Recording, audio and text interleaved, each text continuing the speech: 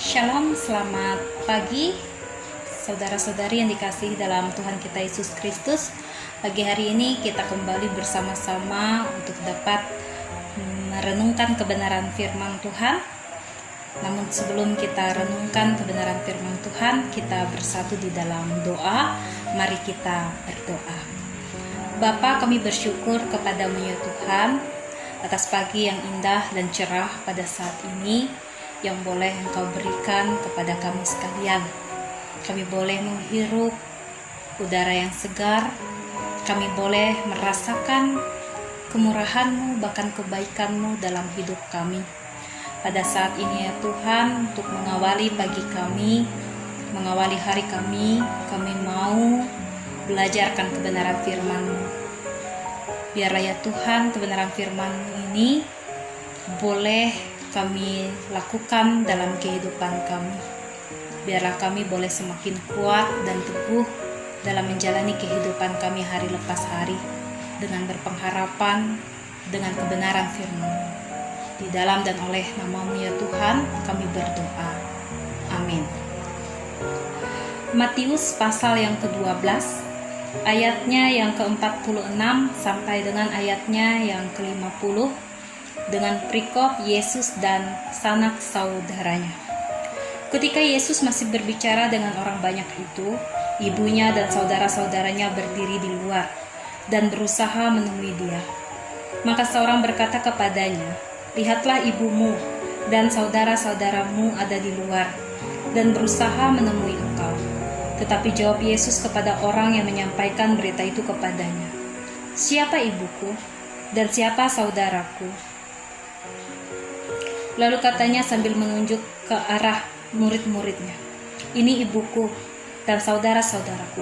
Sebab siapapun yang melakukan kehendak Bapakku di sorga, dialah saudaraku laki-laki, dialah saudaraku perempuan, dialah ibuku." Yang berbahagia ialah mereka yang mendengarkan firman Tuhan dan yang memeliharanya. Amin. Bapak, Ibu, Saudara yang dikasihi oleh Tuhan kita Yesus Kristus, dalam Matius yang ayatnya yang ke-12 ayat 46 sampai dengan yang ke-50 kita dapat melihat di mana ini mengawali sebuah kisah dengan kedatangan ibu Yesus beserta dengan para saudara Yesus. Katakan di situ dengan jelas, mereka datang hendak menemui Yesus ketika Yesus sedang mengajar orang banyak.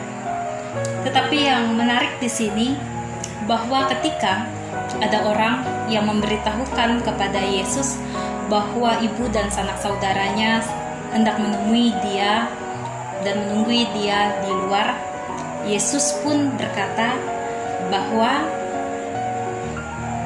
saudaranya laki-laki ataupun saudaranya perempuan, dialah ibunya, adalah mereka yang melakukan kehendak Bapakku di sorga. Nah saudara yang dikasihi dan diberkati dalam Tuhan kita Yesus Kristus, mengapa Yesus mengatakan bahwa sanak saudara dan ibunya ialah mereka yang melakukan kehendak Bapa di sorga? Di sini Ia ingin memberitahukan kepada kita sekalian bahwa hubungan keakraban bukan hanya berdasarkan hubungan darah. Memang keluarga adalah orang yang terpenting dalam kehidupan kita. Tetapi di sini yang menjadi dasar yang hendak Yesus mau katakan, Ia memberikan pengertian yang begitu sangat luas bahwa yang melakukan kehendak Bapa di surga adalah saudara-saudaranya.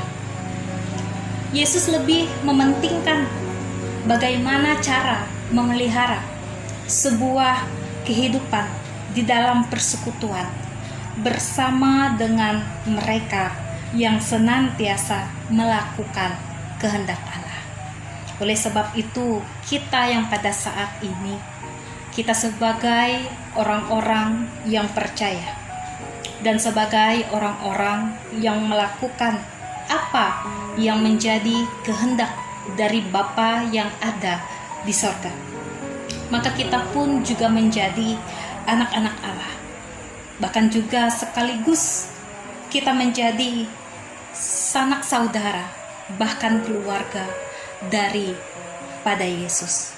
Oleh sebab itu, saudara-saudari, Bapak Ibu yang dikasih dalam Tuhan kita Yesus Kristus, bukannya kita mengesampingkan keluarga yang lebih penting dalam kehidupan kita, tetapi yang menjadi fokus kita bahwa dalam hubungan kita dengan orang-orang yang ada di sekitar kita, kita semua adalah saudara, satu di dalam Dia. Tidak hanya kita bisa mengatakan bahwa sanak saudara kita adalah mereka yang memiliki hubungan darah dengan kita, tetapi semua sanak saudara kita, orang-orang yang ada di sekitar kita, ialah orang-orang yang mau melakukan kehendak Bapa di surga. Oleh sebab itu, Bapak Ibu yang dikasih dalam Tuhan kita Yesus Kristus, biarlah kita bisa melakukan apa yang menjadi kehendak Tuhan dalam kehidupan kita. Kita memohon bimbingan dan penyertaan daripadanya, agar kita ini bisa dengan terus semangat untuk dapat melakukan yang terbaik dalam kehidupan kita. Kita boleh menjadi contoh dan teladan bagi orang-orang yang ada di sekitar kita. Kita tidak membedakan mereka dari golongan apa, dari suku apa, dari latar belakang apa, tetapi kita ini adalah satu saudara, seia sekata di dalam Tuhan kita Yesus Kristus. Oleh sebab itu, mari kita semuanya boleh bersatu bersama-sama, berpegang teguh, berpedoman untuk dapat berpegang dengan kebenaran firman Tuhan dan melakukan kehendak Tuhan dalam kehidupan kita. Di dalam Yesus kita bersaudara. Tuhan Yesus memberkati kita semua melalui kebenaran firman-Nya. Amin untuk firman Tuhan.